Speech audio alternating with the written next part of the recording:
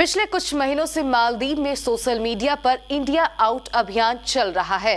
अब मालदीव की सरकार एक कानून लाने जा रही है जो देश में जारी इंडिया आउट अभियान को आपराधिक गतिविधि बना देगा।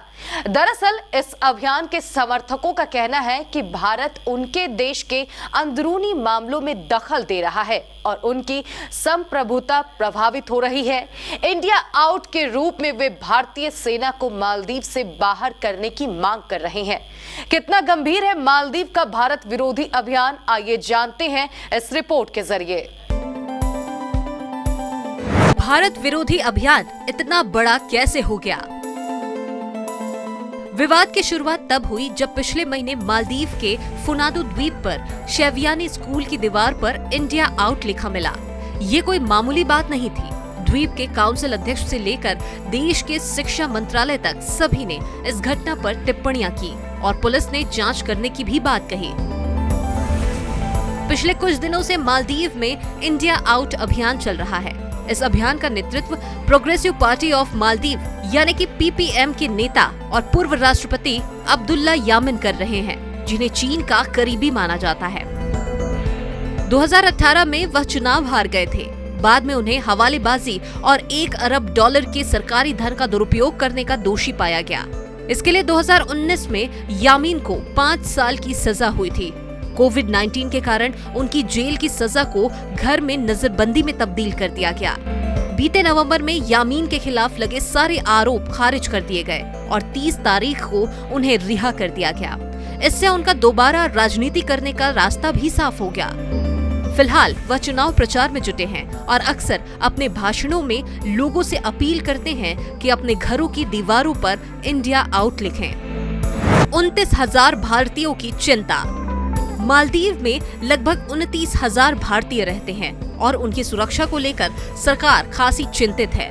मालदीव में रहने वाले भारतीयों पर इसका असर होता दिख रहा है।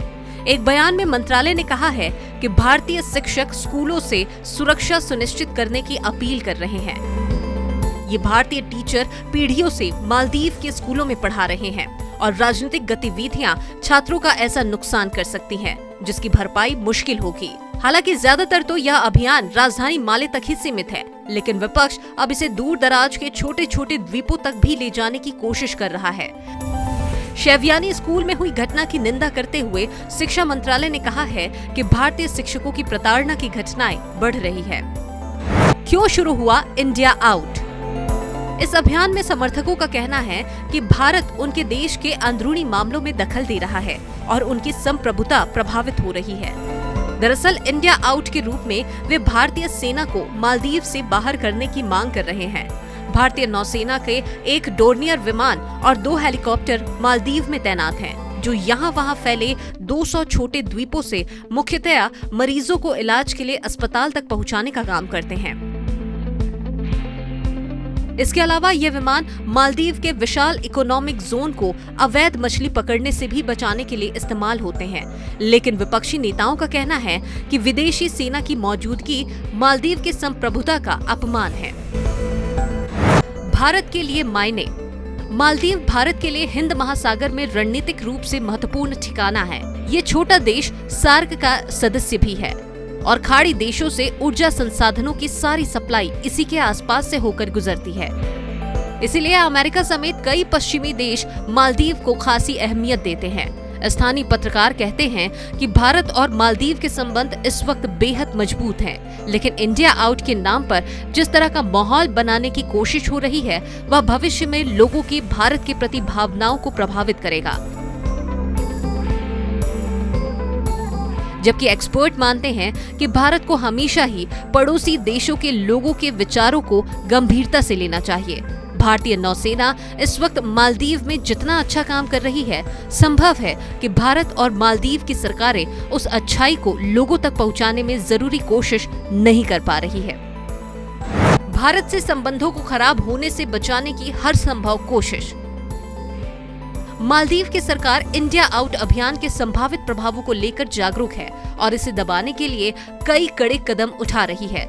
राष्ट्रपति इब्राहिम मोहम्मद सालेह के नेतृत्व में मालदीव डेमोक्रेटिक पार्टी MDP की सरकार एक कानून लाने पर विचार कर रही है। जिसके जरिए इंडिया आउट जैसे अभियानों को आपराधिक करार दिया जा सकता है। आपको बता दें कि राष्ट्रपति सालेह ने एक से ज्यादा बार भारत को अपना सबसे अच्छा दोस्त बताया है और वह भारत के साथ संबंधों को खराब होने से बचाने की हर संभव कोशिश करते रहे हैं। भारत की ओर से भी मालदीव के लिए मदद बढ़ाई गई है। इसी महीने पास हुए बजट में भारत ने मालदीव के लिए 360 करोड़ की सालाना वित्तीय मदद का ऐलान किया है। Bureau report, KBC news.